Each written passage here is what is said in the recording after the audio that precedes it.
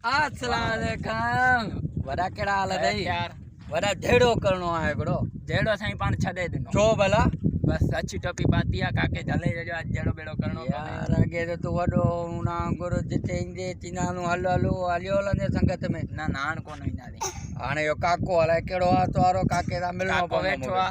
हां हां पो काके दा मिल रहा है मुके काके के चवा काके के हल हां अस्सलाम वालेकुम वालेकुम सलाम केड़ा हाल है काको हिया तुजो हिया हिया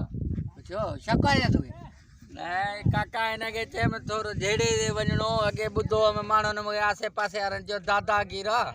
ही चलो मुके काके झले जो अच्छी टोपी पाराई दिया बाबा ही जाए जे मगा दादागीरो को अज का कोनो अच्छा हां बाबा ही जाए जे मगा दादागीरो अच्छा हां बाबा ही मुझे भाई जज्बाती आ हां को मोजो छा दिंदो जो को पोया आसरो दई आयो बाबा तू केड़ो आसरो दई ही जे अगते हली तू के मारे जे पो नी जो जिम्मेदार केरा ही मुझो इंटरनेशनल कीड़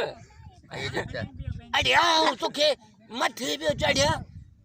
कूड़ न ही मानू वेण लायो हलूंदा पाण वेड़ो गालियो बेण ला मार खाईंदा दी कूड़ हनी जान जडनी आजे तू सब दरवेश ये उम्मीद रखी आयो पाण में उम्मीद रखी आयो पाण वनी मार खाए पाण को ठीक है वाला मार जो अगे वारे पाण के काया केतरो मानन पाण के कुटियो कहे टाकोरला पाण के कई पई टाकोर कहे सुईने ला पैसा देना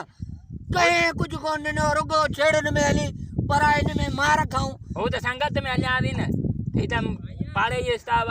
हां पाड़े जो हिसाब आई हरी केड़ा पाण के पैसा दीदो कहे फाडाई कहे फडे में फासाई दो लो दींदा दी हल्या केर मो दीदो उनन के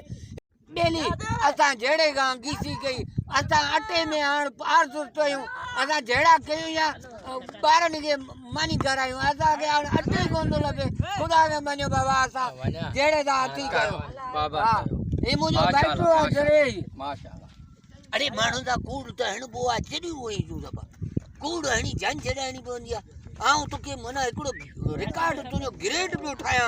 वडो ग्रेड तो तका माने जेड़ेला पाण के जेड़ो करणो आऊं तुने रिकॉर्ड उठाया तुने वडो ग्रेड दीनो तुका मानु टिजंदा